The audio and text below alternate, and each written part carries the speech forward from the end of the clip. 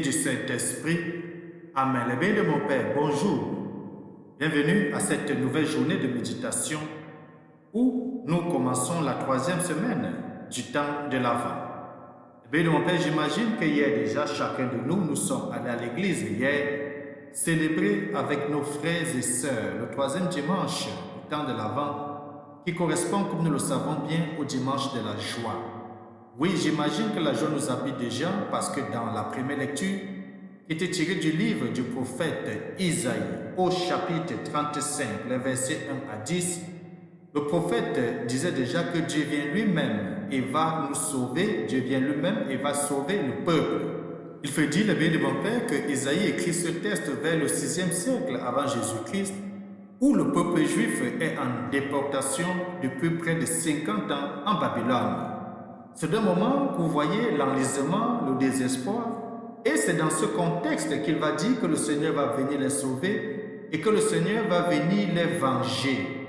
Oui, le bien de mon Père, le Seigneur ne vient pas se venger contre l'homme. Non, le Seigneur vient se venger contre le mal.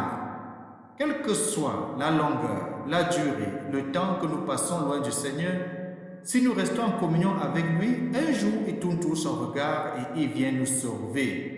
N'est-ce pas là un moment de joie pour un peuple en captivité depuis plus de 50 ans et qui ne sait comment s'en sortir, qui ne sait quoi est réservé devant eux? Ensuite, nous avons écouté Saint Jacques, la lettre de Saint Jacques au chapitre 5, les versets 7 à 10, où Saint Jacques invite les chrétiens en disant de se tenir ferme et de tenir ferme leur cœur, car la venue du Seigneur est proche. Le bien de mon Père, on peut mieux comprendre cela. Saint Jacques, il veut le dire, c'était le plus âgé parmi les apôtres, et c'est lui qui va d'ailleurs rester chef de l'église de Jérusalem au moment de la persécution, au moment où la majorité des apôtres avaient fui, Saint Jean est resté. Et on imagine que si Saint Jacques est resté, il fallait encourager ceux qui subissaient justement la persécution. Et là, il les invite à rester fermes parce que l'Éternel des armées, le Seigneur, est proche. N'est-ce pas là un signe de joie de savoir que malgré les difficultés que nous vivons, malgré les situations de persécution dans lesquelles nous nous trouvons, le Seigneur vient toujours à notre rencontre et il est plus proche de nous, plus que jamais, plus que ce que nous pouvons imaginer. Ensuite, j'imagine que nous avons tous écouté l'évangile de Jésus-Christ qui était tiré de Saint Matthieu au chapitre 11, les versets 2 à 11, dans lequel nous pouvons voir comment la question est posée à Jésus-Christ par les disciples de Jean-Baptiste.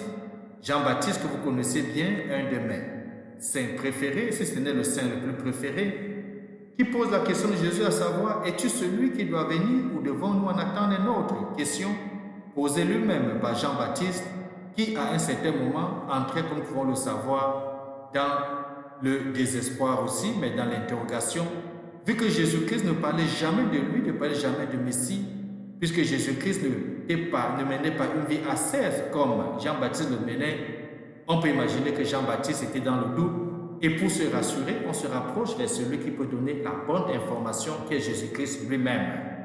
Cela doit nous aider aujourd'hui, bien de mon Père, à savoir que lorsque nous sommes dans le doute, au lieu d'aller visiter les charlatans, les vendeurs d'illusions, les faux prophètes, et il est toujours bon, les bien de mon Père, de retourner vers votre pasteur, vers votre prêtre, vers votre serviteur, de retourner toujours à l'église pour poser vos questions et avoir les éléments de réponse. Aujourd'hui, nous sommes dans lundi de la 3e semaine du temps de l'Avent et aujourd'hui, le bien de mon Père, nous aurons 2 textes pour notre méditation.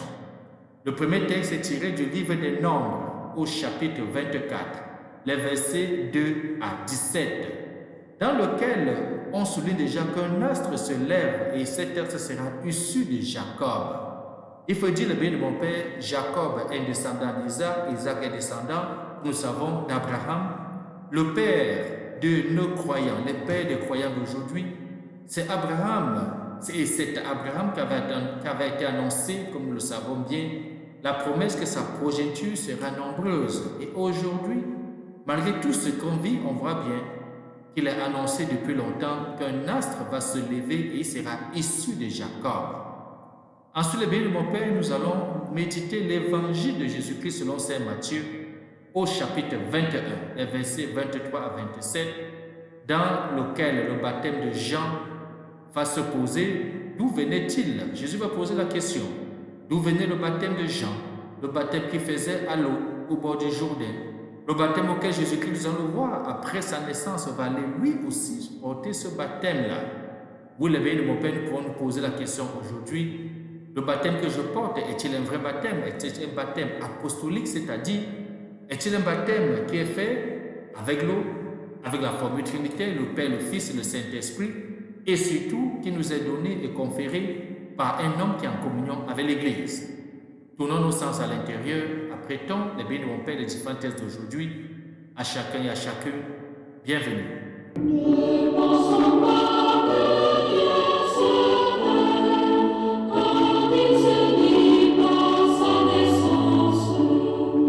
Tournons-nous vers l'Éternel des armées, les bénis de mon Père, et prions. Prête l'oreille à nos prières, Seigneur.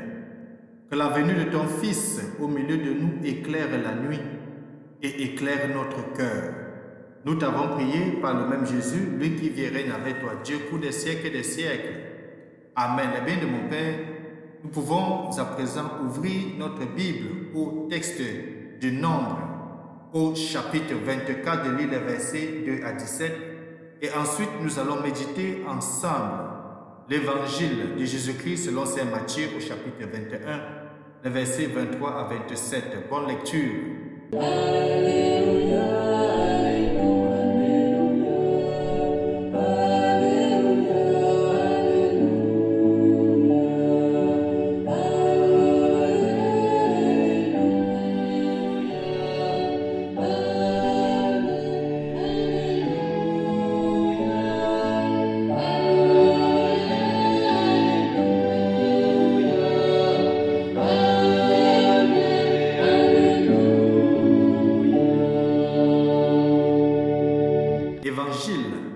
Jésus-Christ selon saint Matthieu, au chapitre 21, les versets 23 à 27.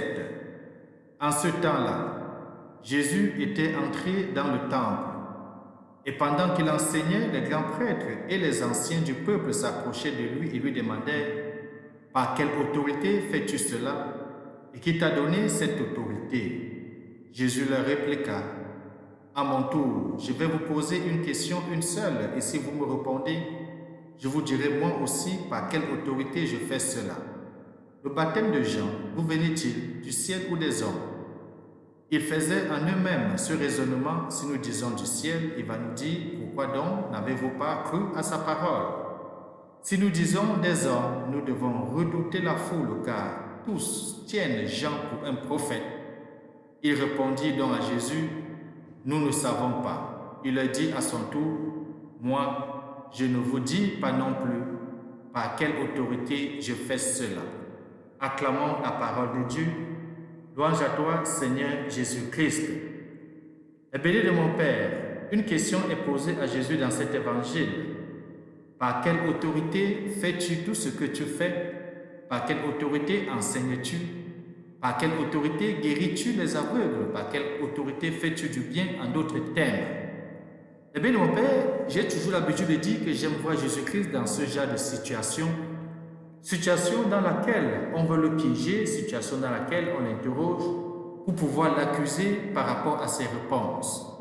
Vous aussi, peut-être dans votre lieu de travail, peut-être dans votre milieu, peut-être dans la communauté, vous avez toujours fait face à ce genre de situation où une question vous est posée, pas pour avoir l'élément de réponse, mais pour trouver des éléments pour votre propre accusation.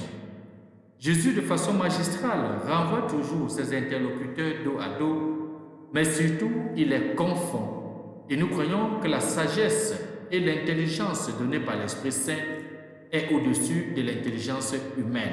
Car lorsque Jésus répond ici, on peut voir que ce n'est pas un simple homme qui répond, mais c'est Dieu lui-même qui répond.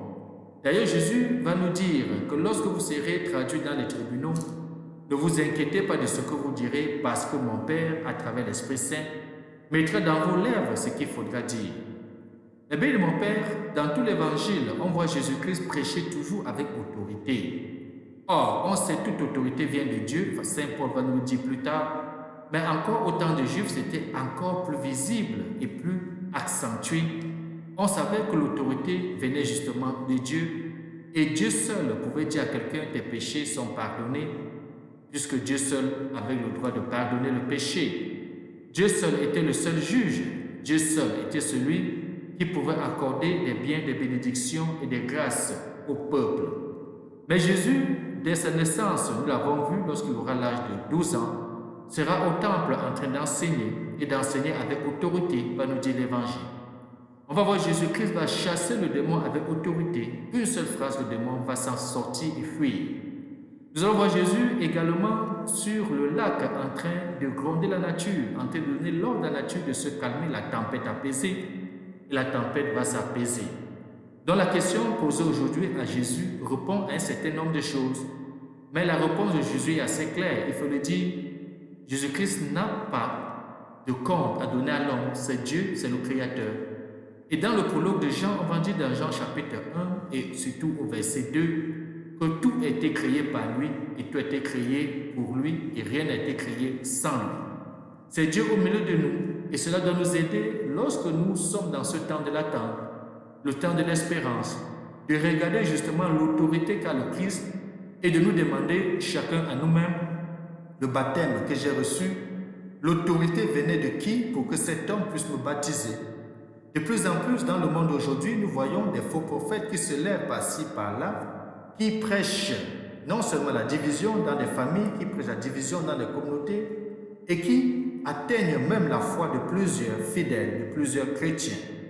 Eh bien, mon Père, il m'est arrivé dans le cadre des bénis de mon Père, justement, de me promener à travers le monde, de faire des enseignements, des conférences, de confesser et de voir des personnes qui avaient quitté l'Église depuis longtemps, tout simplement parce qu'ils avaient rencontré des faux pasteurs. Des faux pasteurs qui les ont donné des faux enseignements sur la Vierge Marie, qui les ont donné des faux enseignements sur le baptême que vous et moi nous recevons. Parce qu'ils vont vous dire, le baptême que vous avez reçu, c'est quelques gouttes d'eau qu'on vous a jeté sur la tête. Il fallait que vous utilisiez et que vous obteniez l'immersion comme le Christ au Jourdain.